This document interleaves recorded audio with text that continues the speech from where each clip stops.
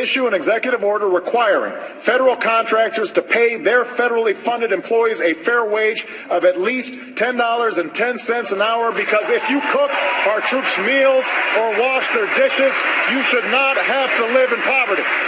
So join the rest of the country. Say yes. Give America a raise.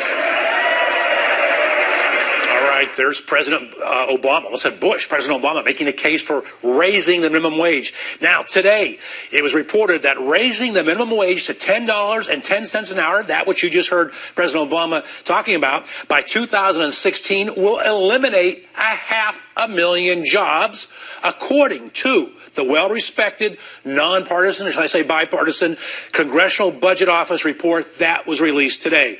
Joining me to discuss this topic from Washington, D.C. is former business advisor and economic analyst for George W. Bush, Kereakos Zuras. Kereakos, good to see you. Good to be back, Rick. Thanks for having me back. And joining us in studio is Executive Board Member for the Democratic Party of Southern California, Rory Pendergast. Now, Rory, let's start with you. You see, this is where, the way I see it, this is where President Obama and many of his supporters, they have the right idea. They have the right intentions. Okay. Let me change intention for idea. They have the right intentions. They think they're doing the right thing. Yeah. But they're destroying the country. Here's the thing. Can you imagine losing 500,000 jobs in this economy? 92 million people are out of work. What does the CBO say? The CBO report says this, is that it says that we're imprecise. It's an imprecise number, but we think it's going to be about 500,000. However, it could vary. It could be from very few to 1 million. So basically what they're saying is that it's 500, maybe 500,000 plus or minus 500,000, where they themselves had admitted that it's imprecise. The other thing, look on the flip side. What have they said that it's going to do? It's going to assist 16.5 million families, or million people. It's going to lift out of poverty 900,000 people. Here's the other thing I've never understood about you too. You want smaller government, however, you're okay with these big shops paying such a low wage that a full-time worker needs to be on welfare. Needs to be on food stamps. Needs to be on government. Kereakos, my head is spinning. I don't know where to begin with that. I'm going to turn it over to you. Me too. Pay the people a fair wage. I don't get it either.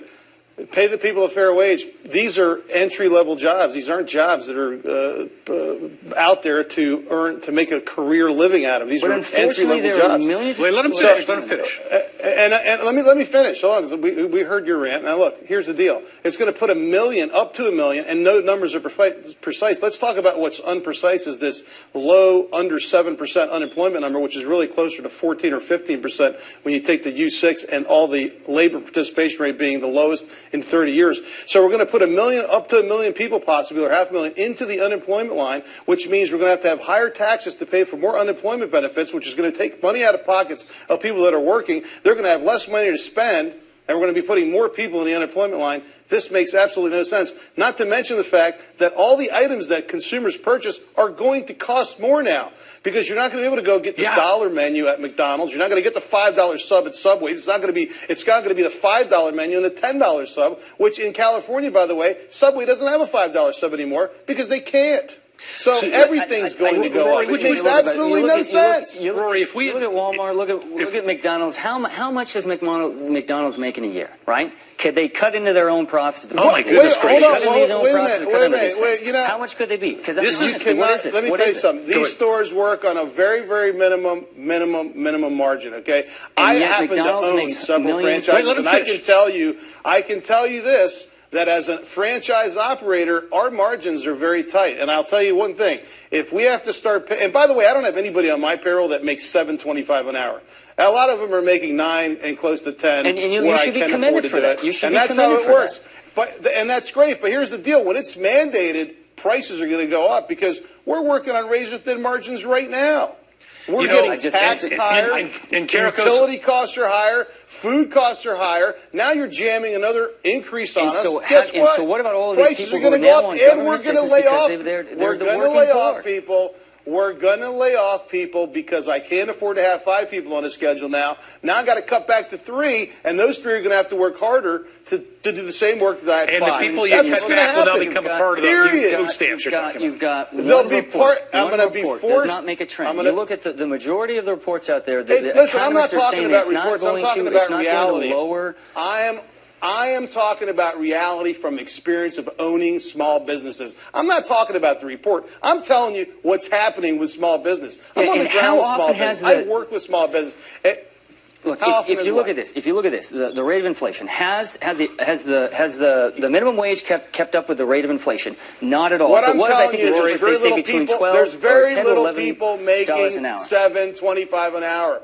Most people make way more than $7.25 an hour. Go look at Walmart. As a matter of fact, 1% of America's hourly wage workforce earns minimum wage, and most of those are teenagers.